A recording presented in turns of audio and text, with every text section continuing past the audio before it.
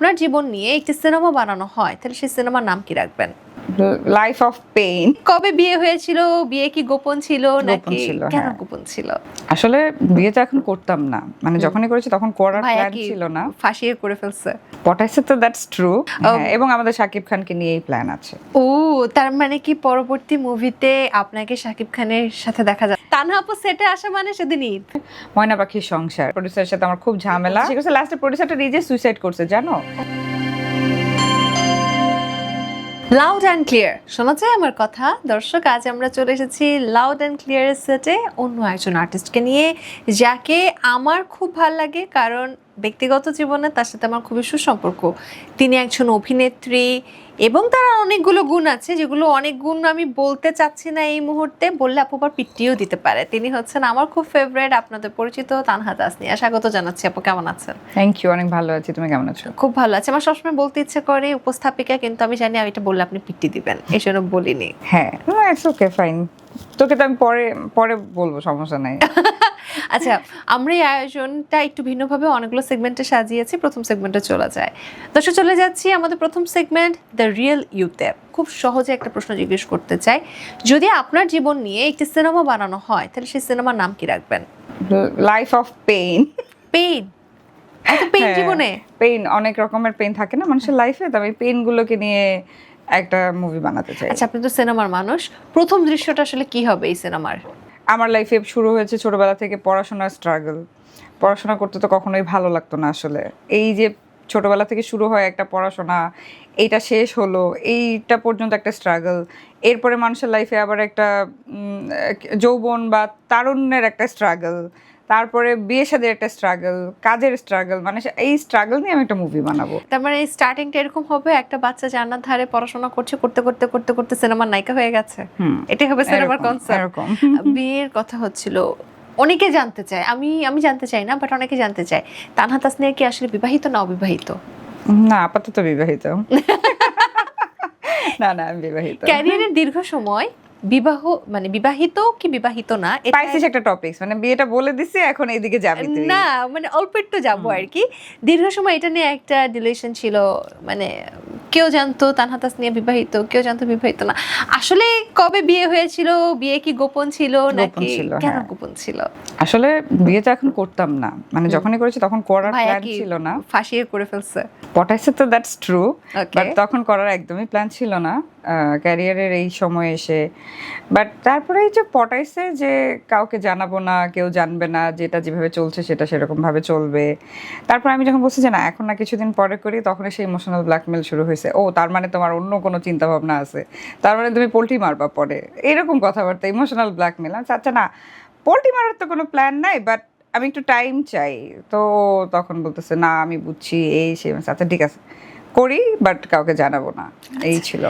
কে আপনার সেই হাজবেন্ড যে এতদিন লুকায়িত ছিল, এখন আপনি দর্শক তো এতদিনে তো আশা করি জেনেই গেছে। তারপর আপনার মুখ থেকে জানি না, নাকি নাম নিতে লজ্জা লাগছে? না না, লজ্জা লাগার কিছু নাই। আমার হাজবেন্ড জাহিদ হাসান অভি, খুব রিনাউন্ড প্রোডিউসার অ্যান্ড ইন্ডাস্ট্রিতে সবাই এক নামে চেনে। তো টাইগার মিডিয়া আমার হাজবেন্ডের। এই তো। সো এই যে একজন অভিনেত্রী এবং অন্যজন এই সিনেমা নিয়ে কাজ করা হচ্ছে, তো সেক্ষেত্রে দুজনের একত্রে আমরা সিনেমা কবে দেখতে পাচ্ছি? হ্যাঁ, প্ল্যান আছে, দেখা যাক। আমি টুকটাক টাইগার মিডিয়া কিছু কাজ করেছি, বাট খুব বেশি কাজ করা হয়নি। বাইরের কাজগুলো নিয়ে বেশি বিজি, কারণ আসলে টাইগার মিডিয়া কাজ করে সব সিনেমা নিয়ে, আর আমি করি হচ্ছে নাটকে আমি কাজ করছি। তো সিনেমা প্ল্যান আছে, বাট একটু সময় নিয়ে গুছিয়ে কিছু একটা করার প্ল্যান আছে। মানে করলে করার মতো করে করব, খুব বিগ ধামাকা নিয়ে কিছু করব, দ্যাটস ওয়াই। বাহ, আমরা অপেক্ষায় আছি। এবং আমাদের শাকিব খানকে নিয়েই প্ল্যান আছে। ও, তার মানে কি পরবর্তী মুভিতে আপনাকে শাকিব খানের সাথে দেখা যাচ্ছে? আমরা চেষ্টা করব, বাকিটা ব্যাটে বলে মিললে দেখা যাক। আমাদের নেক্সট সিনেমা প্ল্যান আছে শাকিব খানকে নিয়ে। তার মানে আমরা এভাবে বলতে পারি, টাইগার মিডিয়ার ব্যানারে তানহা তাসনিয়ার সাথে আমাদের মেগাস্টার শাকিব খানের একটা জুটি আমরা পেতে যাচ্ছি আসন্ন ঈদ উল ফিতরে। না না না, সময় লাগবে, ইট উইল টেক টাইম। কত বছর? দেখা যাক, বিকজ সবগুলো সিনেমাই তো আমাদের নেয়া। প্রিন্স, রাক্ষস বা বরবাদ, সবগুলো রাইটসই আমাদের কাছে, ডিজিটালি ইউটিউব রাইটস বা ওটিটি রাইটস আমাদের কাছেই আছে। শাকিব ভাই সব সিনেমার সাথে আমরা হচ্ছে কানেক্টেড। ওইভাবে কোনো না কোনো ভাবে কানেক্টেড, বিকজ সিনেমাগুলো আমাদের কাছেই আসছে, গানগুলো আমাদের চ্যানেল থেকে যাচ্ছে, তারপর সিনেমাগুলো আমরা রিলিজ করছি, বা রিলিজ না করলে দেখাচ্ছে যে ওটিটি আমাদের কাছে, টিভি রাইটস আমাদের কাছে। তো কোনো না কোনো ভাবে কানেক্টেড আমরা হৃদয়ের সাথে বা ওই প্রডিউসারদের সাথে। তো কথাবার্তা চলছে, প্ল্যান চলছে, লেটস সি। আমি এখনই কিছু বলবো না, বিকজ না হওয়া পর্যন্ত কিছু আসলে বলা উচিত না। যখন হবে সবাই জানতে পারবে। আমার গুজবাম হচ্ছে। কেন? এই যে এই কথাটা আমি জেনে ফেললাম যে শাকিব খানের সাথে পরবর্তী সিনেমায় আমরা দেখতে পাচ্ছি আপনাকে। হ্যাঁ, পরবর্তী না, মানে কোনো এক ঈদে হয়তো বা প্ল্যান আছে। আমি আগে থেকে জানতে যেন পারি, এটা এই দাবি আমি রেখে আগে গেলাম। জানলে কি হবে? আমি আবার প্রশ্ন করব। পরিবারে মা বাবা যখন এত ট্যালেন্টেড, তখন সন্তানেরও কিন্তু মিডিয়া অঙ্গনে আসার একটা প্রবণতা লক্ষ্য করা যায়। সেক্ষেত্রে আপনার সন্তানের কি মিডিয়াতে আসার প্রবণতা আমরা পাবো? আমার সন্তান যখন হবে, আই ডোন্ট নো নায়ক হবে কি নায়িকা হবে, বা সে, আমি আসলে দেখবো যে ওর আসলে ইন্টেনশনটা কি, বা ও থাকে না ছোটবেলায় তো বোঝা যায়। যদি মেয়ে হয়, মেয়েরা তো একটু যদি নায়িকার মতো আচরণ ওর মধ্যে থাকে, একটু ঢং ঢং করে, হয়তো নাচ শিখাতে পারি, হ্যাঁ, বা গান শিখাতে পারি। আমার খুব ইচ্ছা আমি সিঙ্গার বানাবো, যদি গলা ভালো হয় দেন। আর ছেলে হলে আমি জানি না, আমার পাইলট বানানোর ইচ্ছা। ওকে, ছেলে হলে নায়ক না? না, আমার পাইলট বানানোর আপনার ইচ্ছা। ছেলে একজন মেগাস্টার হতে পারতো। দেখা যাক, but okay, hope for the best. আচ্ছা, আপনাকে নিয়ে মানুষ কোন ভুল ধারণাটা সবথেকে বেশি করে? সবার একটা ভুল ধারণা আছে, এভরিওয়ান থিংকস দ্যাট, যে আমি রিসেন্টলি একটু ওয়েট গেইন করেছি। তো এভরিওয়ান থিংকস দ্যাট যে মানুষ মনে হয় খেলেই অনেক ওয়েট গেইন করে, তাই না? তুমি কি অনেক বেশি খাও, এত মোটা হইতেছো কেন, বডি শেমিং করা যেটাকে বলে। বাট বেসিক্যালি একটা মানুষের তো অনেক রকমের রিজন থাকে, যেমন আই থিঙ্ক থাইরয়েডের প্রবলেম থাকতে পারে, হরমোনাল ইস্যুস থাকতে পারে, পিসিওএস থাকতে পারে।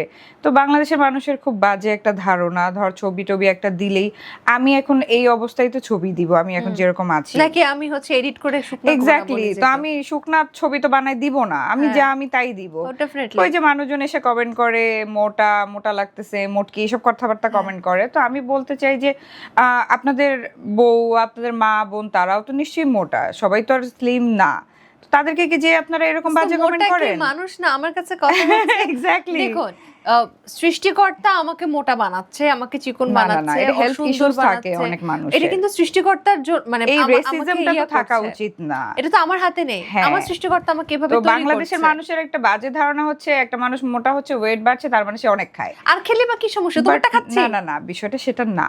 বিষয়টা হচ্ছে একটা আর্টিস্টের অবশ্যই মেইনটেইন করা উচিত এবং কনসিয়াস থাকা উচিত অ্যাবাউট হার ফিটনেস। এটা উভয়ের ক্ষেত্রে, ছেলে মেয়ে, নায়ক নায়ক, এভরিওয়ান। বাট যদি আমি হচ্ছি, এটা তো আমার জন্য গুড না, তার মানে there is something problem in my health or health issues. এটাও তো মানুষকে বুঝতে হবে। মানুষের ওই যে বাজে ধারণা যে ওয়েট গেইন করছে তার মানে হচ্ছে অনেক খায়। আমি আগেও যা খেতাম এখনো তাই খাই, আগে শুকনা ছিলাম এখন হচ্ছে, তার মানে দেয়ার ইজ সাম ইস্যুস। তো এইটা নিয়ে আমি যে মানুষ মনে করে মনে হয় আমি অনেক খাই, এই জন্য মনে হয় মোটা হচ্ছি। এবং এটাকে দেখুন আপু, আমরা ডিফারেন্ট ভাবে সংজ্ঞায়িত করতে পারি যে আমার সৃষ্টিকর্তা আমাকে মোটা বানাচ্ছে এবং আমি আমার সৃষ্টিকর্তা একটা সৃষ্টি। না, বডি শেমিং এটা খুব বাজে, এটা কাউকেই করা উচিত না। সেই সৃষ্টি নিয়ে তুমি কথা বলতে পারো না। এই যে আমরা আমাদের দেশে একটা মানুষকে কালো হইলে একটা মানুষ, এই তুমি কালো, তুমি খাটো, তুমি মোটা, তুমি খালি সুন্দর, যে আসলে কি তাই? যে চিকন তাকে নিয়েও তো বলে।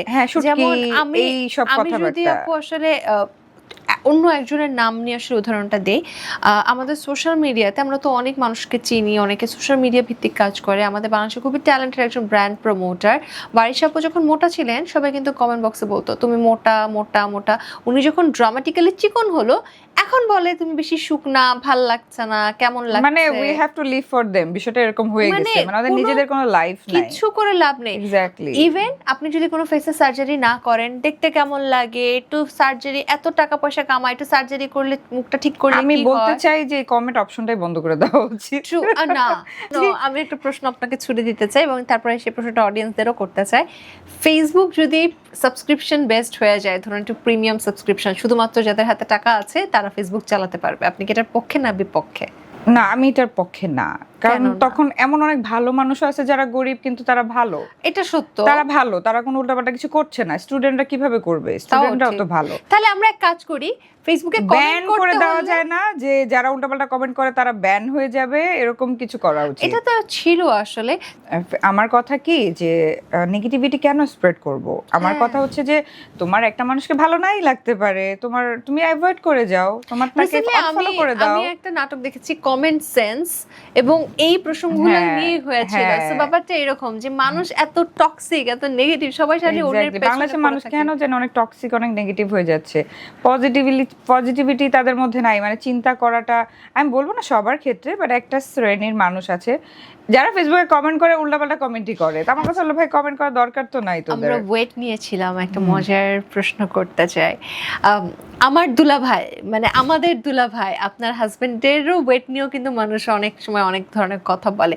ভাইয়া কি আসলে আপনাকে সঙ্গ দেওয়ার জন্য না, ওয়েট না, গেইন না, না। করছে, নাকি তারও আসলে ওর same issue হচ্ছে ওদের জেনেটিক্যালি এরকম, মানে আমার শাশুড়ি, আমার ননদ, আমার দেবর সবাই মোটা। ওদের জেনেটিকটাই এরকম, মানে এমন না যে খাওয়া দাওয়ার জন্য বা কিছু, এটা একটা আছে। কারণ আমি তো দেখি, একমাত্র আমার শ্বশুর শুকনা, সে ছাড়া মানে আমার শাশুড়ির জিন যারা পেয়েছে ওরা সবাই এরকম। আর এর মধ্যে সেকেন্ড হচ্ছে যে ও এক্সারসাইজ করে না, আর নাম্বার টু হচ্ছে ও বসে সারাদিন চেয়ারে বসে কাজ করার কারণে ওর স্ট্রেসটা সব মেন্টালি হয়। এন্ড আপনাকে সাপোর্ট হ্যাঁ। করার জন্য সে আসলে দেখা যাচ্ছে খুব একটা এক্সারসাইজে যাচ্ছে না, না, যেন আপনার আমাকে মন সাপোর্ট খারাপ করার জন্য করে না। আমি সারাক্ষণ চিল্লাইতে থাকি যে জিমে যাও, শুকাও, ডায়েট করো, আমি সারাক্ষণ বলতে থাকি। আমারটা তো আমি করব, আমার করছি, করে ফেলবো, ও তো কিছুই করছে না। সো এটা ওর হেলথের জন্য খারাপ। ওয়েট That's why নিয়ে আমি যেহেতু বলতে কথা থাকি। হচ্ছে আপু, মোটা ওয়েট হওয়ার জন্য আপনাকেও কটূক্তি পেতে হয়, আমাকেও কিন্তু কটূক্তি পেতে হয়। আমিও অসংখ্য এরকম কথা শুনি, আমার ভুঁড়ি আছে, মোটা হয়ে গেছে, গাল ভারী হয়ে গেছে, তো আমি সেগুলোতে খুব একটা নজর দিই না, কারণ আমি আমার ফিটনেস জানি, আমি হ্যাপি। বাট বাজারে এখন মোটা হওয়ার বিভিন্ন ওষুধ পাওয়া যায়, মানুষ কিনে খাচ্ছেও।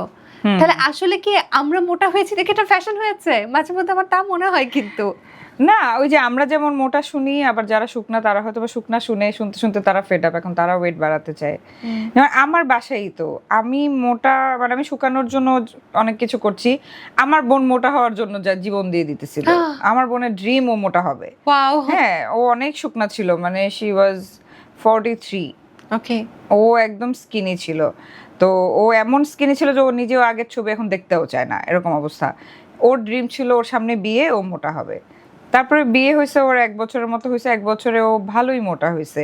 শি ইজ হ্যাপি নাও। বলে কি আমি মোটা হয়েছে, আমি অনেক হ্যাপি নাও।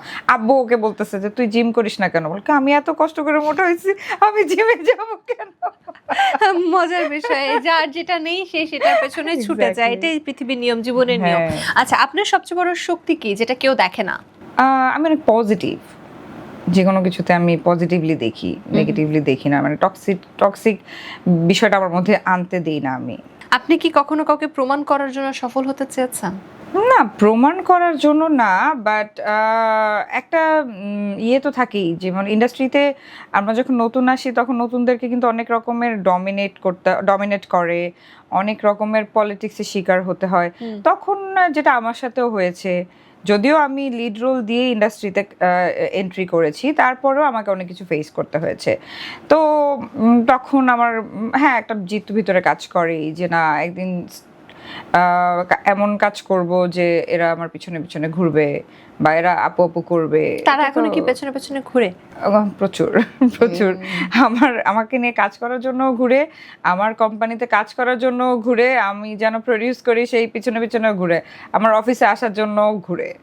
এমন কখনো হয়েছে যে আগে আপনাকে পাত্তা দিত না, পরে পেছনে পেছনে ঘুরে দেখে আপনি একদম তাকে বয়কট করে দিয়েছেন ক্ষোভ থেকে? না, থাকে না? পাত্তা দিত না এরকম কিছু হয় নাই, কিন্তু হয় না যে একটু আমাদের দেশে কি হয়, যখন একটা মানুষ নতুন থাকে তখন তাকে একটু কম প্রায়োরিটি দেওয়া হয়, যে স্টার থাকে তাকে একটু বেশি প্রায়োরিটি দেওয়া হয়। ওই বিষয়টা ছিল। আমাকে মানে এমনি ডিরেক্টলি কেউ ইয়ে করে না, বাট আমার কাছে তখন মনে হয়েছে যে আচ্ছা আজকে সেই স্টার দেখে তাকে এত বেশি প্রায়োরিটি দেওয়া হচ্ছে, আমিও কালকে দেখবো কি কেমন ইয়ে হয়, তো এরকম আর কি। তো কিন্তু একটা জিনিস আমি বলবো আজকে অন ক্যামেরাতে, যে তানহা আপুকে আমি যখন থেকে চিনি, সে কখনো স্টার নন স্টার দেখে কারোর সাথে মিশে না, সে না জাস্ট মিশে। না, আমার না, মানে এই জিনিসটা আমার মধ্যে, এই জন্য আমি জানি না, এটা আমার একটা নেগেটিভ পয়েন্ট হতে পারে না, এটা ডেফিনেটলি পজিটিভ। আমার মনে হয়, বিকজ মানুষজন না মানে ভালো ব্যবহার ভদ্রতাকে না দুর্বলতা মনে করে। এবং আমি আরেকটা That's সিক্রেট the জানি problem. আপনার সম্পর্কে, আরেকটা সিক্রেট জানি, রিভিল করব। কি সেটা হচ্ছে সে যখন কোথাও কাজ করতে যায়, সে কাজ করে যে টাকা পাবে সেটা দূরে থাকে, সে উল্টো মানুষকে খাওয়ায়, মানে সে সবাইকে খাওয়াতে ভালোবাসে, খরচ করতে ভালোবাসে, সবার দেখাশোনা করতে ভালোবাসে। সব সময় যে করি তা না, বাট যদি কেউ একটু ম্যাক্সিমাম বিপদে সেটে এটা বলে কিন্তু যে তানহা আপু সেটে আসা মানে সেদিন ঈদ।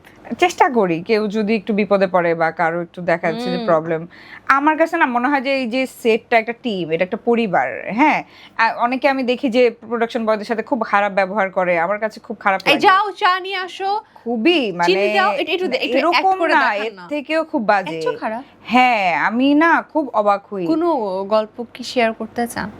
কোনো গল্প বলতে মানে আমি অনেকের সাথে কাজ করেছি, আমার কো-আর্টিস্টই যারা ছিল, আমি আমি না একটা ছেলে আমাকে ছাতা ধরে আছে, আমি ছাতার নিচে আছি, ও বাইরে রোদে পড়তেছে, তো ও হচ্ছে কষ্ট করতেছে, ওরা খালি পায়ে কাদা পাড়ায় সারা দিন রাত কাজ করতেছে, গাড়ি থেকে আমাদের ব্যাগ নিয়ে আসতেছে, অনেক কাজই তো প্রোডাকশনের থাকে, আমাদেরকে চেয়ার দিয়ে ওরা দাঁড়ায় আছে। তো এদেরকে তো, এরা তো রিয়েল যোদ্ধা, ওদেরকে তো সম্মান করা উচিত। আজকে ওদের পরিশ্রমের মাধ্যমে আমাদের একটা কাজ হচ্ছে। তো আমি যখন দেখি যে ওদের সাথে অনেকেই খারাপ ব্যবহার করে, এই করে সেই করে, গালাগালি করে, বকাবকি করে, আমার খুব খারাপ লাগে। আমি এটা কখনোই করি না। ওরা যদি দেখা গেছে আমি একটা জিনিস চেয়েছি, ওরা আমাকে দেয় নাই, তারপর আমি খারাপ ব্যবহার করি না, বিকজ আমার অনেক খারাপ লাগে যে আজকে ওরা গরিব বলে বা ওরা একটু দুর্বল বলে ওদের সাথে আমি খারাপ ব্যবহার করে কি আমি অনেক বড় হয়ে যাব? কখনোই না। আমার কাছে সেটা মনে হয় না। আর ওদের সাথে যারা খারাপ ব্যবহার করে ওরা ভালো মানুষ না, আমার কাছে তাই মনে হয়। একদম একদম ঠিক বলেছেন। যাক, আমরা এই প্রসঙ্গে কথা না বাড়াই, বরং আরেকটা সেগমেন্টে that's why everyone loves me. আমি খারাপ ব্যবহার করি না, আমার এইটা আমার দুর্বলতা, সবাই সুযোগ নেয়। আমার ড্রাইভার থেকে শুরু করে বুয়া থেকে শুরু করে সবাই সুযোগ নেয়। বুয়া কতদিন পর পর আসে আপনার বাসায়? বুয়া আমাকে থ্রেডের উপরে রাখে, মানে আমি ওর কাছে ধরা। এত বেশি বললে কিন্তু কাজ ছেড়ে দেবো, আর আসবো না, এরকম লোক দেখে নেন। আমি আমাদের রোকেয়া আপা আমাদেরকে ধমকায় সারাদিন, মানে না না রোকেয়া আপা আছেন আছেন আছেন, কিন্তু সে বলে না যে সে চিত্রনায়িকার বাসায় কাজ করছে, এরকম একটা ফিল? হ্যাঁ সবই করে, কিন্তু আবার থ্রেটও দেয়। কোনো একটা কিছু বললে লোক দেখে নেন, আমি আর করবো না আচ্ছা, কাজ। একটা ইন্টারেস্টিং ব্যাপার, ধরুন অভিনেত্রীদের আমরা সবসময় গ্ল্যামারাস দেখি, গর্জিয়াস দেখি, মেকআপে দেখি, বাট ডেফিনেটলি আপনি সবসময় এরকম মানে পরিপাটি হয়ে না, বাসায় আমি খুব থাকবেন না। বাসায় খুব এলোমেলো ভাবে থাকি। সো আপনার যিনি মেড বা আসলে হাউসে আরো যারা কাজ করে, যারা আপনাকে এলোমেলো দেখে, তাদের রিয়াকশনটা কি হয় বা কি হয়েছিল প্রথম দিন? কোনো রিয়াকশন নাই, নর্মাল, মানে খুবই নর্মাল রিয়াকশন। বাট টিকটক দেখলে বা কোনো কিছু দেখলে বা কোনো কাজ দেখলে বলে ভাবি আজকে আপনার এই কাজটা দেখছি, ওইটা দেখছি, অ্যাপ্রিশিয়েট করে। বা রেডি হই যখন, এমনি তো নরমালি সব সময় দেখে, বাট যখন রেডি হই তখন আর বলে সুন্দর লাগছে, আজকে ডিফারেন্ট লাগছে, মাশাআল্লাহ মাশাআল্লাহ সুন্দর লাগতেছে, এরকম আর কি। যাক, এবার আমরা একটা পরের সেগমেন্টে যাব। দর্শক, চলে যাচ্ছে আমাদের পরবর্তী সেগমেন্ট, ক্যারিয়ার অ্যান্ড ফেমে। সো আপনার লাইফে ফার্স্ট ইনকামের টাকা দিয়ে কি কিনেছিলেন? আব্বুকে দিয়েছিলাম, বিকজ আমার সামনে আমার দাদার মৃত্যুবার্ষিকী ছিল, তো আমি বুঝছি যে এবার দাদার মৃত্যুবার্ষিকীর খরচটা আমি দিব। সেটা কি কাজ করে আসলে ফার্স্ট ইনকাম? আমার মুভির সাইনিং অ্যামাউন্ট দিয়ে। ক্যারিয়ারে কখনো এরকম হয়েছে কোনো কিছুতে না বলেছেন এবং পরে মনে হয়েছে এটা আপনার লাইফের বেস্ট ডিসিশন ছিল না বলা, হ্যাঁ বললে ক্যারিয়ারটা নষ্ট হতো বা ডিফারেন্ট গতিতে যেত? হ্যাঁ, একটা মুভি ছিল, আমার মুভিটা করার কথা ছিল, মুভিটার নাম হচ্ছে ময়না পাখির সংসার। একটা মুভি ছিল 3-4 বছর আগে সম্ভবত ওই মুভিটা। তো ওই মুভিটা আমি সাইনিংও করেছিলাম, বাট তারপর আমার প্রডিউসারের সাথে আমার খুব ঝামেলা, মানে মুভির কস্টিউম বানানো হয়ে গেছে, সবকিছু ফাইনাল, বাট আমি শুটিংয়ে যাই নাই, আমার সাথে একটু ঝামেলা হয়েছে, দ্যাটস ওয়াই। তো তারপরে আমি শুনেছি যে ওই আমার পরিবর্তে তখন একটা নায়িকা ছিল অমৃতা খান, তো অমৃতা খান আর আসিফ ইমরোজ ছিল নায়ক, তো তখন ওরা করে। তারপরে ওই মানে শুটিং সেটে মারামারি, ডিরেক্টরের মাথা ফাটায় দেওয়া হয়, তারপরে অনেক বাজে অবস্থা, অনেক ঝামেলা হয়েছে রাতের বেলা। তো এগুলো সব যখন আমার কানে লাস্টে ওই প্রডিউসারটা আমার সাথে বেয়াদবি করেছিল আর কি। তো মানে সে আমাকে চেক দিয়েছে, তো চেক ক্যাশ হয়নি সাইনিং অ্যামাউন্টের, তার কোনো কমিটমেন্টের ঠিক নাই। তো আমি একটা আউটডোরে চলে গেলাম, আমি ছবি, মানে একটা মানুষের কমিটমেন্টের ঠিক নাই, সেই মানুষের সাথে আমি কাজ কিভাবে করব? তো আমার কাছে একটু কেমন যেন একটু তার ক্যারেক্টারও একটু আমার কাছে একটু প্রবলেম মনে হলো, যদিও লোকটা বেঁচে নাই। তো তখন আমার কাছে মনে হলো যে না, আমি একটু দেখি, আমি একটু সময় নিই। তখন আমি বললাম যে আপনি কয়টা দিন পরে রাখেন শুটিং, এখন এই মুহূর্তে আমি আসলে রেডি না শুটিং করার জন্য। তো কারণ হুট করে আমি চলে যাব একটা অজপাড়া গায়ে, রায়পুরা নরসিংদীর একটা জায়গা, নদীর একটা চর, ওখানে আমার একটা বিপদ হলে আমাকে কে দেখবে, আমাকে একদম। সেভ করার মতো কেউ নাই। তো তখন আমি বললাম যে না, আমি আরেকটু বুঝি, আমার একটু সময় লাগবে। তখন সে আমার সাথে খারাপ ব্যবহার করা শুরু করছে। না, আমার এই এর মধ্যে লাগবে, এর মধ্যে শুটিং করতে হবে, তার মধ্যে সাইনিং অ্যামাউন্ট নিয়েও ঝামেলা করতেছে, তো সে তো তাহলে পুরো পেমেন্ট নিয়ে ঝামেলা করবে। তো তখন আমার লোকটাকে কেমন জানি মানে মনে হয়েছে লোকটা ভালো মানুষ না আসলে। তখন আমি বলছি যে না, তাহলে আমি করবো না, থাক, আমি প্রজেক্টটাই না হ্যাঁ করি। আপনি অন্য কাউকে নিয়ে করেন। আমি অন্য সাইনিং এর চেকটা ওনাকে ফেরত দিয়ে দিছি। তো মানে প্রোডিউসার কত খারাপ লোক, ডিরেক্টরের মাথা ফাটাই দিছে, এই করছে সে করছে, লাস্টে প্রোডিউসারটা নিজে সুইসাইড করছে জানো। ও। কেন করছে আই ডোন্ট নো, বাট আমি পরে শুনেছি, কারণ উনি তো এফডিসি ঘরানার, তো সুইসাইড করেছে। ওই ছবিটার কোনো আলোর মুখ দেখে নাই, কিছু দেখে নাই, ওই ছবি ওভাবেই পড়েছিল ওরকম। তো তখন আমার মনে হচ্ছে যে না, এটা আমার লাইফের বেস্ট ডিসিশন ছিল যে আমি ছবিটা করি নাই। বিপরীত কখনো হয়েছে, কোনো কিছুতে না বলেছেন, পরে দেখেছেন ওটা খুব বিগ প্রজেক্ট হয়ে গিয়েছে, ক্যারিয়ারটা ওটা হতে পারলে অনেক বেটার হতো? না, এরকম কিছু হয়নি। তার মানে আপনি খুব ইন্টেলেকচুয়াল, যেটাতে হ্যাঁ বলেছেন সেটা ভালো হয়েছে। হ্যাঁ। ওকে, ক্যামেরার সামনে আত্মবিশ্বাসী তো দেখান আপনি সব সময়, কিন্তু এমন কোনো দিন ছিল যে শুটিং এ গিয়ে মনে হয়েছে আজকে আমাকে দিয়ে হবে না? এরকম মনে হয়নি, বিকজ আমি প্রিপারেশন নিয়ে, মেন্টালি প্রিপারেশন নিয়েই শুটিং সেটে যাই। তার মানে আপনি হোমওয়ার্ক বা পেপার ওয়ার্কটা ভালোভাবে হ্যাঁ, করেন আমি না। অ্যাটলিস্ট স্ক্রিপ্টটা পড়ে যাই যেন আমার মাথায় থাকে ক্যারেক্টারটা। এখন তো আমরা শুনি যে নাটকে স্ক্রিপ্ট পড়তে হয় না, ইনস্ট্যান্ট যা মাথায় আসে তা করে। এটা কি আসলে ভাবে হচ্ছে না, আপনার জন্য স্ক্রিপ্ট প্রয়োজন পড়ে? কিছু ডিরেক্টর আছে যারা স্ক্রিপ্ট দিয়ে দেয়, কিছু ডিরেক্টর আছে যারা সিনপসিস দেয়। সিনপসিসটা পড়লেও তো অ্যাটলিস্ট একটা আইডিয়া থাকে ক্যারেক্টার সম্পর্কে। আমি চাই, কারণ আমার যেহেতু কস্টিউমের ব্যাপার থাকে, একটা ক্যারেক্টারে ঢোকার ব্যাপার থাকে, আমি চাই যে ভাইয়া আপনার যদি রেডি মানে নাও থাকে, আপনার আমাকে মুখে হলেও আপনাকে আমার গল্পটা শোনাতে হবে। তো অ্যাটলিস্ট বুঝতে হবে, আমার কস্টিউমটা ভেবে রেডি করতে হবে, এবং সেই ক্যারেক্টারটা আমার মাথায় থাকতে হবে।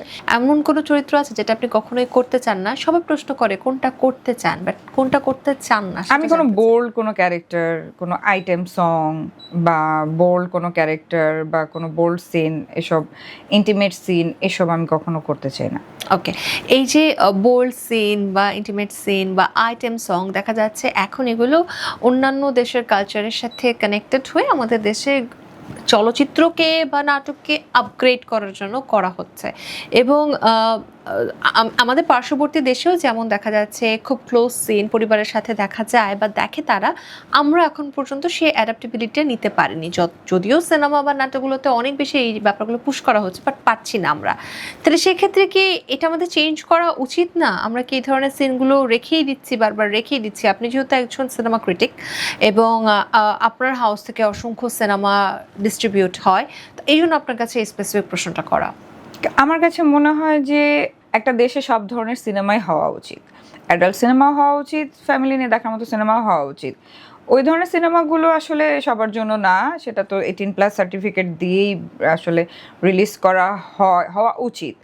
এবং যেসব সিনেমা ফ্যামিলি নিয়ে দেখার মতো, ওইসব সিনেমায় আমি মনে করি ওই ধরনের বোল্ড সিন বা গালাগালি এসব না রাখাটাই বেটার, বিকজ তাহলে হচ্ছে ফ্যামিলি নিয়ে এম্বারেসিং সিচুয়েশনে পড়তে হয়। আর আমাদের দেশে মানুষ তো এখন অনেক আপগ্রেডেড, যে হ্যাঁ আমার কথা হচ্ছে যে কস্টিউম হোক বা যে কোনো সিন হোক, তুমি যদি এটা আর্ট অনুযায়ী সুন্দরভাবে প্রেজেন্ট করতে পারো, সেটা যদি ভালগার না লাগে তাহলে তো প্রবলেম নাই। কিন্তু আমরা হয় কি অনেক সময় ভালগার করে ফেলি জিনিসটাকে, যার কারণে চোখে দেখতে অড লাগে। সব রকমের কস্টিউমই তুমি পড়তে পারো, যেমন পড়ছে না নুসরাত ফারিয়া পড়ছে, বিদ্যা সিনহা মিমো অনেক ওয়েস্টার্ন পরে, খারাপ লাগে না। যদি তোমাকে খারাপ না লাগে দেন ইটস ফাইন, কিন্তু কোনো কিছু যদি অড লাগে সেটা ডেফিনেটলি দেখতে দৃষ্টিকটু লাগে, তখন তো মানুষ আরো বেশি অ্যাভয়েড করতে হবে। আপু, যেহেতু এটা career question, but at the same time দেখা যাচ্ছে আমাদের ক্যারিয়ারটাই বিনোদন জগতে, আপনার পুরো ক্যারিয়ারটা হচ্ছে সিনেমা এবং বিনোদন জগৎ মিলিয়ে, এবং আপনি খুব সিনেমার কাছের মানুষ। তো আমাদের এই ঈদে মুক্তি পাওয়া কিছু সিনেমা নিয়ে একটা নেগেটিভ এবং একটা পজিটিভ কথা আপনার কাছ থেকে শুনতে চাই। একদম সবার প্রথমে আমাদের মেগাস্টার শাকিব খানের সিনেমা রকস্টার, একটা পজিটিভ এবং একটা নেগেটিভ দিকে সিনেমার। রকস্টার আমি ঈদের দিনই হলে গিয়ে দেখেছি। আমি সবসময় ঈদের দিন শাকিব খানের সিনেমা দেখি। গল্পটা আগামাথা নাই। সবচেয়ে নেগেটিভ দিক হচ্ছে রকস্টার মানে কি, তোমার লাইফে মিউজিক্যাল ফিল্ম, তোমার মিউজিকই তো তোমাকে হলে নিয়ে যাবে। যেমন আমরা সাইয়ারা দেখেছি, মিউজিক্যাল ফিল্ম, এটার মিউজিকগুলো অসাধারণ, বা আশিকি 2 দেখেছি। উই এক্সপেক্টেড দ্যাট রকস্টার সিনেমার গানগুলা কাঁপাবে। রকস্টার সিনেমার গান অবশ্যই অনেক সুন্দর হওয়া উচিত ছিল, অনেক অনেক জোশ হওয়া উচিত ছিল, কিন্তু একটা গানও মানে আমি হল থেকে বের হওয়ার পরে আমি গাইতে পারবো না বা 2 লাইন বলতে পারবো না, মানে এরকম ছিল। তো এটা খুব নেগেটিভ দিক যে মানে গানগুলো হয়তো ভালো হয়েছে, কিন্তু ওই যে অনেক হিট করা হাইপটা বা দর্শকের মুখে মুখে যেটা থাকে ওই ফিলটা আসেনি। আর পজিটিভ দিক হচ্ছে খুব ভালো মেকিং, খুব ভালো বিজিএম, ব্যাকগ্রাউন্ড, লোকেশন, শাকিব খানের লুক, শাকিব খানের অ্যাক্টিং, শাকিব খানের look, everything was very good. Location, গাড়ি যেগুলো ইউজ করেছে সব ভালো ছিল। ওকে, এবার গানগুলা ভালো হয়নি। এরপর চলে যে পরবর্তী সিনেমা শুভর মালিক। মালিকও আমি দেখেছি, মালিকও আমাদের সিনেমা। মালিকের গানগুলো তুলনামূলকভাবে একটা গান ভালো করেছে, গুলগুলি পিঠা গানটা ভালো হয়েছে, কস্টিউম টস্টিউম সবকিছু ভালো হয়েছে। গল্পটা একটু খাপছাড়া লাগছে, মানে মনে হয়েছে যে একটা টপিক কি অনেক লম্বা করা হয়েছে। মেকিংটা কি দুর্বল সেক্ষেত্রে বলবো আমরা? মেকিং খারাপ হয়নি, শুভর লুক, শুভর action, fight, everything was very good. আমরা চিত্রনাট্য ভেরি গুড, চিত্রনাট্য, স্ক্রিন প্লেটা একটু উইক ছিল। পরবর্তী সিনেমা বনলতা সেন। বনলতা সেনটা রোহিত আর বনলতা সেন এই দুইটা আমি শুনেছি অনেক ভালো হয়েছে। আমি দেখিনি, আমার দেখা হয়নি, আমি দেখবো, বাট শুনেছি ভালো হয়েছে। বাট বনলতা সেন দেখে অনেকে বলল যে একটু গল্প মাথার উপর দিয়ে যাবে, সবাই বুঝতে পারবে না। দুইটাই একটু গল্প বোঝার সম্ভাবনা একটু কম আর কি, একটু হাইপোথেটিক্যাল হয়তো বা হবে কিছু। এবার পরবর্তীতে আমাদের মুন্না খানের তছনছ। মুন্না খানকে আমি বলবো যে ওকে নায়ক হইতে কে বলছে, আই ডোন্ট নো, তাকে কেন নায়ক হইতে হবে। তছনছ আমি দেখি না, আমি দেখতে চাইও না, সত্যি কথা। আমার সাথে খুব ভালো সম্পর্ক, আমাদের প্রোডাকশনের সাথে খুব ভালো সম্পর্ক, বাট অ্যাজ অ্যান অডিয়েন্স যদি আমাকে প্রশ্ন করিস তাহলে আমি দেখতে চাইও না, আসলে আমার এত দুঃসাহস নাই। তছনছের 5টি খারাপ দিক আমি তো দেখি না। কিছুটা তো দেখেছেন, যে প্রোমো দেখেছেন, গান দেখেছেন, ওভারভিউ দেখেছেন, বা অ্যাটলিস্ট কন্টেন্ট ক্রিয়েটরদের রিভিউ দেখেছেন। হিরো মানে সিনেমাটোগ্রাফি, হিরো তো আমির খানের সাথেও তো ক্যাটরিনা মুভি করেছে ধুম 3, সেখানে তো হাইটের ব্যালেন্সটা তারা ওইভাবে করেছে। তো আমাদের এখানে যদি মানে হিরোকে ছোট লাগে হিরোইন থেকে, এটা খুব লুকস অড না? তো আমি একটা গান একটু দেখে ও মাই গড, ফ্রেমিংটা হিরো শর্ট হইতেছে, আমি এটা নিয়ে রেসিজম করছি না, বাট তোমাকে ফ্রেমিংটা তো এমনভাবে করতে হবে যে ডেফিনেটলি ফ্রেমিং ওরকম আছে যেখানে ব্যালেন্সটা প্রপার হয়ে যায়। তো প্রতিটা সিনেই প্রবলেমটা ছিল, এটা খুব অড ছিল। ওকে, একটি খারাপ দিক আমরা পেলাম, ব্যালেন্সিং, যে হাইটের ব্যালেন্সিং। হ্যাঁ, এবং নায়কেরও আরো প্রিপারেশন নিতে হবে, অভিনয় দক্ষতা হবে। হ্যাঁ, এবার 3 নাম্বার কি? আমি আসলে দেখি নাই যেহেতু সিনেমাটা, ভিএফএক্স বা কালার গ্রেডিং না দেখলে আমি কিভাবে বলবো? আচ্ছা, কোনো কিছুই দেখা হয়নি, জাস্ট ওভারভিউতে দুটো। এই ঈদের কোন সিনেমাটা আপনার কাছে মনে হয় তুলনামূলক বেস্ট হয়েছে? অফকোর্স রকস্টার 1 নম্বরে, মালিক 2 নম্বরে। আমি যে দুইটা দেখেছি ওটার উপরে জাজ করে বললাম, বিকজ আমি বাকি বনলতা সেন এন্ড রোহিত ওটাও খুব ভালো হয়েছে আমি শুনেছি, বাট আমার দেখা হয়ে ওঠেনি। আমার মনে হয় আমিও আর কোন সিনেমার নাম মিস করছি না এই মুহূর্তে। পিনিক দেখা হয়নি, নো আইডিয়া, বাট বুবলি ভালো অভিনয় করে, বাট ছবিটা কেমন হয়েছে আমি আসলে যাই। আর একটি সিনেমা আমরা মিস করে গিয়েছি, মাসুদ রানা। মাসুদ রানা নিয়ে তো খুব নেগেটিভ কমেন্ট দেখেছি আমি, যে এআই দিয়ে নাকি পুরো সিনেমা বানিয়ে ফেলা হয়েছে। এটা আমার কিন্তু রিভিউ থেকে শোনা। হ্যাঁ, আমি মাসুদ রানা আমি দেখি না, আমার এত ধৈর্য এত সাহসও নাই আসলে, বিকজ আমার একটা বাজে সিনেমা দেখার চেয়ে আমার মনে হয় যে আমি 2-3 ঘন্টা ঘুমাবো, এটা আমার কাছে অনেক বেশি ইম্পর্টেন্ট। তো আমি আসলে দেখা হয়নি। ভালো হয়েছে কি খারাপ হয়েছে আমি জানি না, বাট আমি রিভিউ শুনেছি যে ভালো হয়নি। ওকে, ঠিক আছে, আমরা এই সেগমেন্টে অনেক কিছু পেয়েছি, পার সেগমেন্টে যাই। দর্শক, চলে যাচ্ছি আমাদের পরবর্তী সেগমেন্ট, ভাইরাল কোয়েশ্চেন্স। এখন তো ফুটবল, ফিফার একটা রমরমা ব্যাপার চলছে। কোন দল সাপোর্ট করছেন, ব্রাজিল না আর্জেন্টিনা? আর্জেন্টিনা। ওকে, আর্জেন্টিনার একজন প্লেয়ারের নাম বলুন, মেসি ব্যতীত। অনেক আছে, সেনেসি আছে, আলভারেজ আছে। আপনিও কি সবার মতো রিল ক্রিয়েট করেছিলেন? কত ঘন্টা লেগেছিল সেই আর্জেন্টিনার গানের রিল ক্রিয়েট করতে? 2 ঘন্টার মতো লেগেছিল। 2 ঘন্টার মতো। আর ভিউজ কত এসেছিল? 4-5 লাখ মনে হয়। That's mean worth it. হ্যাঁ। ওকে, খেলতে পারেন, ফুটবল খেলতে পারেন? না, ফুটবল খেলতে পারি না, ক্রিকেট টুকটাক পারি, ফুটবল খেলতে পারি না। ফুটবল আসলে ভয়ে কখনো খেলাই হয় নাই, পায়ে ব্যথা পেয়ে যাই যদি এই ভয়ে। ও হ্যাঁ, আমি একবার ফুটবল খেলছিলাম শুটিং এ, তো ওইটাতে শাড়ি পরে ফুটবল খেলতে হবে, married team versus unmarried team. হ্যাঁ, মেয়েদেরই সব, তো শাড়ি পরে ফুটবল খেলা, তার মধ্যে আবার খালি পায়ে।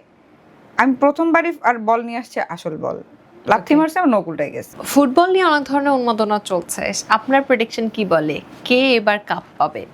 এবার সবাই তো খেলছে ভালো, ব্রাজিল নেক সেটা আমি চাই না, বাট আমি ব্রাজিলের ফ্যানরা আর্জেন্টিনা নিয়ে খুব কেন বাজে ব্রাজিল কথা কাপ বলে। নিক এটা আপনি চান না? আপনার কি ক্ষতি করেছে? বিকজ ওদের যন্ত্রণায় থাকা যাবে না তখন আর আমি এটা একটা মানে fun আপনারাও আর তো কি। ব্রাজিল ভক্তদের যন্ত্রণা দিচ্ছেন। আমরা দিচ্ছি না, ওরা আমাদেরকে দিচ্ছে, রিভেঞ্জ নিচ্ছি আমরা। আচ্ছা, ব্রাজিল তাই? নাকি আমি চাই না আর্জেন্টাইন ফ্যান হিসেবে, but Okay. I don't hate Brazil, কারণ আমার চারপাশে কতগুলো ব্রাজিল আছে না, মানে আমার বাবা আমার জামাই সব তো ব্রাজিল, তখন আর ওদের যন্ত্রণায় বাসায় থাকা যাবে না। তো ওই এতে বললাম, বাট আমি আর্জেন্টিনার অনেক পাগলা সাপোর্টার, আর ব্রাজিলকে আই ডোন্ট হেট ব্রাজিল, আমি ব্রাজিলকেও পছন্দ করি। আচ্ছা, একটি দল বলুন যে দল এবার মনে হচ্ছে যে কাপ নিয়ে যাবে। স্পেন নিতে পারে, ফ্রান্স নিতে পারে, আমি চাই পর্তুগাল নেক CR7 এর যদি এটা লাস্ট ওয়ার্ল্ড কাপ হয়, ও একটা ওয়ার্ল্ড কাপ ডিজার্ভ করে। তো বাট অবশ্যই আর্জেন্টিনা নিতে পারে, যদি নাই অবশ্যই দোষ কি, ফেয়ার খেলে যদি নিতে পারে ডেফিনেটলি আমি একজন আর্জেন্টাইন ফ্যান হিসেবে চাই। সবাই চায় CR7 এর হাতে ওয়ার্ল্ড কাপটি হ্যাঁ, যাক। CR7 এরটা আমি চাই, যেহেতু আমরা একবার নিয়েছি গতবার, তো আমরা চাই যে CR7 নিলে ভালো হবে, পারফেক্ট হবে। ওকে, এবার একটা চ্যালেঞ্জিং প্রশ্ন করব, ফুটবল বাদ সব বাদ, আপনার ফোন যদি একদিনের জন্য সাধারণ মানুষের হাতে যায় বা সাংবাদিকদের হাতে যায়, আপনি কি ভয় পাবেন নাকি দিবেন ফোনটা? ভয় অবশ্যই পাবো। ভয় পাবেন? হ্যাঁ, এমন কি সিক্রেট আছে যে সাংবাদিকের হাতে বা সাধারণ অডিয়েন্সের হাতে একদিনের জন্য ফোন দিতে চান না? আমার অনেক ছবি ভিডিওস আছে না, তো ওগুলো তো ডেফিনেটলি সাধারণ মানুষের হাতে গেলে ভালো কাজে ইউজ করবে না। Okay. আচ্ছা, সাধারণ মানুষ বাদ, ধরেন একদিনের জন্য সাংবাদিকদের হাতে দিলাম, আচ্ছা একদিনের জন্য না 10 মিনিটের জন্য, তখন দিবেন? না, কেন? প্রাইভেট জিনিস কেন দিব Okay. আমি? এখানে আমার আমার ধরো আমার অ্যাকাউন্ট ডিটেলস এভরিথিং আছে, এখানে আমার সোশ্যাল মিডিয়ার পাসওয়ার্ড ডিটেলস এভরিথিং আছে, আমার মোস্ট প্রাইভেট থিংস এখানে আছে, সো এটা তো আমি কারোর হাতে দিব না। তুমি যদি বলো আমার জামাইয়ের হাতে দিতাম, সেটাই তো দিব না।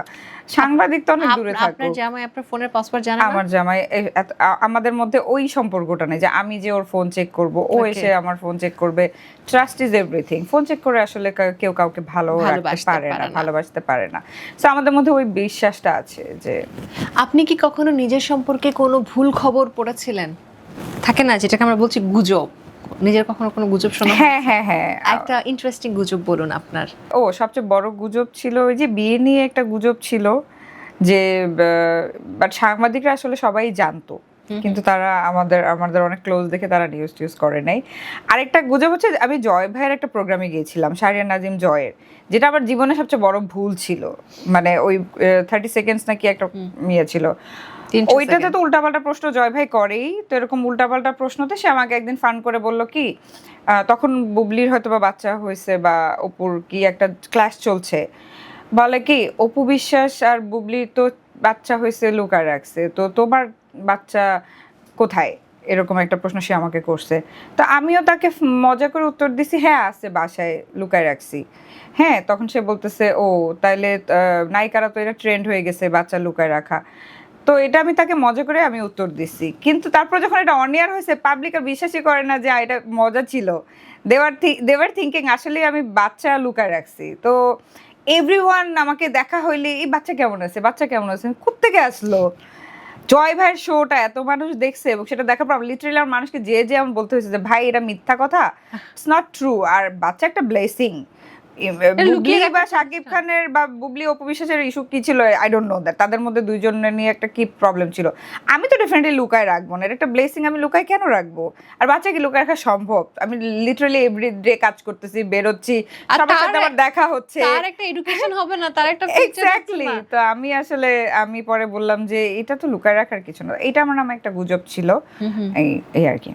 ওকে, একটা প্রশ্ন যেটা আপনাকে সবাই করে এবং আপনি শুনতে শুনতে বিরক্ত, সেই প্রশ্নটা কি? সবাই প্রশ্ন করে যে আমি সিনেমা কবে করব, টাইগার মিডিয়ার সিনেমা আবার আমি কবে জানি, করব, বলবো না। টাইগার মিডিয়ার সিনেমা আবার কবে করব, নেক্সট কবে সিনেমাতে আসবো, এটা শুনতে শুনতে আমি বিরক্ত।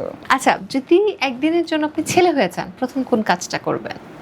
একদিনের জন্য ছেলে হয়ে যাই, বন্ধু বান্ধব নিয়ে একটা ট্যুরে যাব, যেটা আমার অনেক ড্রিম, যে ফ্রেন্ডসরা মিলে যায় না ওয়ার্ল্ড ট্যুরে, আমি সেটা করব। মেয়ে আমাকে তো যেতে দিবে না, দেয়ও নাই কখনো, বাট ছেলেরা মিলেও যে জিন্দিগি না মিলে গিয়ে দুবার আছে না, ওই টাইপের একটা ট্যুর। আসলে মেয়েরা যদি আপনাকে আপনার পরিবার থেকে দেয়ও যে বন্ধুদের সাথে বা বান্ধবীদের সাথে তুমি ঘুরতে পারবে, আপনি সেই প্রপার বান্ধবীগুলো পাবেন না। না, এমন কেউ নাই। বিকজ সব মেয়েরাই দেখা যাচ্ছে একটা গণ্ডিতে আটকে যায়। আমরা যতই বলি অনেক ফ্রিডম, আমরা না, আমাদের নিজেদেরকে আমি নিজেও তো না। অনেক আমার Exactly. আরেকটা কনসেপ্ট নিয়ে খুবই আমি সবসময় বলি যে আমি জানি না এই ভিডিওটা অনেকে দেখবে, অনেকে অনেক ধরনের কমেন্ট করবে, কেউ পজিটিভ থাকবে কেউ নেগেটিভ, বাট মেয়ের সাথে সমতায় আমি বিশ্বাসী না। আমাদের একটু এক্সট্রা কেয়ার লাগে, সমতা বলে আমি আসলে এক্সট্রা কেয়ারটা নষ্ট করতে এক্সট্রা চাই কেয়ার না। লাগে এবং এক্সট্রা প্যারাও আমাদের লাইফে বেশি। হ্যাঁ। ঠিক আছে, সো ওই ছেলে হয়ে গেলে আমি বলতাম যে প্লিজ 1 মাস আমাকে কেউ বিরক্ত করো না, আমি আমার লাইফ থেকে একটা ব্রেক চাই, আমি একদম একটা ওয়ার্ল্ড ট্যুরে চলে যেতাম। দ্যাটস গুড, আসলে এটা দরকার। যাক, আমরা পরের সেগমেন্টে চলে যাই। দর্শক, চলে যাচ্ছি আমাদের পরবর্তী সেগমেন্ট, রিলেশনশিপ। আপনার প্রেম সম্পর্কে, ভালোবাসা সম্পর্কে তো সবই জানি, তারপরও কিছু জেনারিক কোয়েশ্চেন করতে চাই। বর্তমান সময়ে ভালোবাসা বেশি কঠিন নাকি বিশ্বাস করাটা একটা মানুষকে বেশি কঠিন? বিশ্বাস করাটা কঠিন। ভালোবাসা দেখা গেছে যে একটা ছেলে মোটামুটি দেখতে শুনতে ভালো বা কারোর সাথে কারো ভাইবস মিলে গেলে হয়েই যায়, ভালো লাগা হয়েই যায়, একটা মানুষের সাথে টাইম স্পেন্ড করলে হয়ে যেতেই পারে, কিন্তু বিশ্বাস করাটা is most toughest thing right now in this world. ঠিক এই মুহূর্তে আপনার লাইফের কার কাছ থেকে ক্ষমা চান? মানে থাকে না, ক্ষমাটা চান বাট কখনো মুখ বলে ক্ষমাটা চেতে পারেননি। আমি এমন কিছু করিই নাই যে আমি ক্ষমা চাবো, আমি আনএথিক্যাল জিনিস করিই না। ওকে, গার্লস আর অলওয়েজ রাইট। না, নট দ্যাট, মানে আমি আমার একটা মানে আমার সিক্স সেন্স বা আমার ইনার ফিলিংসটা অনেক বেশি স্ট্রং, মানে আমার কোনো কিছু, আমার বিবেক আমাকে অনেক বাধা দেয়, সো আমি কোনো কিছু করি না। আপনি কি দ্বিতীয় সুযোগ কেউ যদি চায় তাকে সেই সুযোগটা দিতে বিশ্বাসী? হ্যাঁ, বিশ্বাসী। কেউ যদি গিলটি থাকে বা ফিল করে, রিয়েলাইজেশন থাকে, দেন আমি দিব দ্বিতীয় সুযোগ। সম্পর্কের সব থেকে বড় রেড ফ্ল্যাগ কি? রেড ফ্ল্যাগ মানে অন্যের কথা শোনা। So true. হ্যাঁ, যে কান কথা শোনা বা কেউ সাইড থেকে লাগায় না একটা, ওরকম আর কি, কান কথা শোনা, থার্ড পার্সনের কথা শোনা। এবং এই থার্ড পার্সনের কথা শোনার জন্য কিন্তু অনেকের অনেক ক্ষতি হয়, হ্যাঁ। সংসার ভেঙে যায়, বা ডিভোর্স হয়ে যাচ্ছে, বা আরো অনেক ধরনের ইয়ে হয়। আমরা হয় কি এটা বুঝি না যে সে এটা আমাকে কেন বলতেছে, তার মানে তারও এখানে কোনো একটা উদ্দেশ্য থাকতে পারে, নট এভরিওয়ান বাট তারও থাকতে পারে, তার একটা স্বার্থ জড়িত থাকতে পারে। এই জিনিসটা আমাদেরকে হয় কি আমাদের নিজেদের ব্রেন ইউজ করে আমাদের কাজ করা উচিত, অন্যের কথা শুনে রিঅ্যাক্ট না করা উচিত। একদম ঠিক। যাক, আমরা পরের সেগমেন্টে চলে যাই। রিলেশনশিপ নিয়ে আগেই অনেক কথা জেনে গিয়েছি। দর্শক, চলে যাচ্ছি পরবর্তী সেগমেন্ট, ডিপ কোয়েশ্চেন্সে। অনেক গভীর কিছু প্রশ্ন করব। জীবনের নীরব যুদ্ধ কি নিয়ে? জন্মের পর থেকে আমার মনে হয় মৃত্যুর পর্যন্ত মেয়েদের ফাইট করে যেতে হয়, ফ্যামিলির সাথে, কখনো নিজের সাথে, কখনো হাজব্যান্ডের সাথে, কখনো সন্তানদের সাথে, আপনজনদের সাথে। না, সবচেয়ে বড় যুদ্ধ থাকে যেটা আমরা বলতেও পারি না বা যেটা হয়তো বা শেয়ার করাও যায় না। তো একটা মেয়ের নিজের সাথে নিজের অনেক রকমের যুদ্ধ থাকে, অনেক রকমের স্যাক্রিফাইস, কম্প্রোমাইজ একটা মেয়ে মানুষের লাইফে থাকে। তো তাকে কখনো ওয়াইফের রোল প্লে করতে হয়, অনেক কিছু স্যাক্রিফাইস করতে হয়, যখন মা হয় তখন অনেক কিছু স্যাক্রিফাইস করতে হয়, যখন একটা মেয়ে একটা ফ্যামিলির টেক কেয়ার করে, দায়িত্ব নেয়, তখন অনেক রকম স্যাক্রিফাইস করতে, অনেক ভাই বোনের স্যাক্রিফাইস, অনেক রকমের একটা মেয়ের লাইফে স্যাক্রিফাইস থাকে, রিলেশনশিপসে আপস অ্যান্ড ডাউনস থাকে, মানুষ তাকে চিট করে, অনেক থাকে। আসলে ছেলেদেরও থাকে, যে শুধু ওই যে মেয়েদের ব্যাপারটা না, এক একজনের আমাকে জিজ্ঞেস করলে আমি আমারটা বললাম, এক একজনের গল্পটা এক এক রকম, বাট প্রত্যেকের লাইফেই সাইলেন্ট কিছু স্ট্রাগলস থাকে। সফলতার পেছনে কি হারিয়েছেন?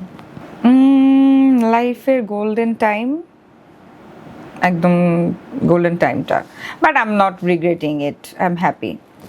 আপনার বয়স যখন 18 ছিল, তখনকার সে আপনাকে যদি একটা পরামর্শ দেয়া যেত, তাহলে কি পরামর্শ দিতেন? তখন পরামর্শ যদি দিত কেউ, তাহলে দেশের বাইরে চলে যেতাম পড়াশোনা করতে। আচ্ছা, মানে 18 বছরের আপনার কাছে আপনি ফেরত গেলে তাকে বলতেন দেশের বাইরে চলে যাও, হ্যাঁ, থেকো না। দেশের বাইরে চলে যেতাম পড়াশোনা, হায়ার স্টাডিজ জন্য। আচ্ছা, যদি আগামী কাল থেকে অভিনয় বন্ধ হয়ে যায়, তাহলে আপনি কে থাকবেন? আমি তখন আমার কোম্পানিতে আমি এখনো আছি সিইও, তখনও ফুল টাইম কাজ করব, বিকজ আমি বাসায় ওই যে খাবো দাবো ঘুমাবো টিভি দেখবো এটা আমার হয় না। আমার I have to keep myself busy with work, positive thing, good work. Mind busy না থাকলে আমি ফ্রাস্ট্রেটেড হয়ে যাই, তো তখন আমি কাজে অফিসে সময় দিব। অনেক কথা হচ্ছে, এবার একটু র্যাপিড ফায়ারে চলে যাই। দর্শক, চলে যাচ্ছে আমাদের র্যাপিড ফায়ারে। Love, respect. রেসপেক্ট আগে। মানি না পিস? মানি। ফেম না প্রাইভেসি? ফেম। ম্যারেজ না career? Career. Makeup no makeup? Makeup. Coffee tea? Coffee. Beach mountain? Beach. Acting or modelling? Acting. Block or ignore? Depends, but I ignore always. সে block. না, I ignore people. Okay. Cry? Block করলে তার দেখতে পারবো না যে সে কি করতেছে, সে যে খারাপ আছে বা সে কি করতেছে দেখতে পারবো না। ইগনোর করলে হচ্ছে অবজার্ভ করা যায়। Cry or stay silent? Stay silent. Okay, এবার হচ্ছে আমি শব্দ বলার সাথে সাথে আপনাকে উত্তর দিতে হবে, যে কোনো উত্তর, মানে যা মাথায় আসে। ওকে, ডান। তো দর্শক, চলে যাচ্ছে আমাদের পরবর্তী সেগমেন্ট, ফার্স্ট ওয়ার্ডে। প্রেম। প্রেম আমার কাছে সবসময় পবিত্র, মানে আমার পিসফুল থিং, বিয়ে। গুড থিং, লাইফে করা উচিত সবার। পরিবার। পরিবার first choice always. Okay. First choice. Hater. Hater না থাকলে তুমি ভাববা যে তুমি লাইফে কিছু হইতে পারো নাই। টাকা। Second god. Career. Most important. বন্ধুত্ব। Most important in life. সুখ। সবাই দৌড়ায় এটার পিছনে, বাট পাওয়া যায় না। অনুশোচনা। অনুশোচনা থাকে, সবার লাইফেই থাকে, আমার লাইফেও আছে। ভবিষ্যৎ। ভবিষ্যতের কথা সবার এখনই ভাবা উচিত। আমি ভাবছিলাম আপনি বলবেন ভবিষ্যৎ অন্ধকার। না, ভবিষ্যৎ অন্ধকার হওয়ার মতো কিছু কাজ করিনি। ওকে আপু, আমাদের এই টপিক শেষ। ধরুন আজকের এই ভিডিওটা, ইন্টারভিউটা লক্ষ লক্ষ কোটি কোটি মানুষ দেখছে এবং এটা আপনার জীবনের শেষ ইন্টারভিউ। এই শেষ বেলায় কি উপদেশ দিবেন সবাইকে, বা আসলে জীবনের এই শেষ ইন্টারভিউতে কি বলতে চাবেন? শেষ ইন্টারভিউতে আমি যদি আমার ফ্যামিলি নিয়ে বা আমার লাইফ নিয়ে বলি, আমার লাইফ খুবই সিম্পল। আমার ফ্যামিলি, আমার লাইফ। দর্শকদের জন্য দর্শকদের জন্য বলবো যে আমি যদি নাও থাকি, ভবিষ্যতে যারা কাজ করছে বা যারা কাজ করবে, মানে মিডিয়া ইন্ডাস্ট্রিকে এই যে মানে স্পেশালি সাংবাদিক, এই যে কিছু ইউটিউব চ্যানেল হয়ে তারা এই যে যা তা যাকে তাকে ভিউয়ের জন্য ভিডিও করে ভাইরাল করে দিচ্ছে, এটা খুব ক্ষতি আমাদের সমাজের জন্য। হ্যাঁ, এই যে কিছু ভাইরাস আছে না আমাদের ইন্ডাস্ট্রিতে, মানে ফেসবুক খুললে এদেরকে দেখা যায়। তো এই ভাইরালগুলোকে আরো ভাইরাল করতে যেয়ে দেখা গেছে যে মানে আমাদের শিল্পীদের সম্মানহানি হচ্ছে অনেক। হ্যাঁ, পুরা ওয়ার্ল্ড ওয়াইড বাঙালির ভাইরাল, মানে ওকে সবাই চিনে, অথচ ভালো কাজ করছে তাকে কেউ চিনে না। এটা খুবই দুঃখের বিষয় এবং এটাতে হয় কি আমাদের মান সম্মান যাচ্ছে শিল্পীদের অনেক। সো আমি চাইবো যে কোয়ালিটি নাই বা আনএক্সপেক্টেড, আনডিজার্ভিং, এরকম নন ডিজার্ভিং এরকম কাউকে ভাইরাল করে স্টার না বানানোর জন্য। আর মানুষ ক্যামেরার সামনে এসে যা তা বলে, আমিও বুঝতেছি যে চাপা মারতেছে, তুমিও বুঝতেছো যে ও চাপা মারতেছে, সেগুলোকে রেকর্ড করে আবার ভাইরাল করতেছে। বা একটা ভাইরাল কাউকে দেখলে সাংবাদিকরা দৌড়ায় যাইতেছে ওকে ভিডিও করার জন্য।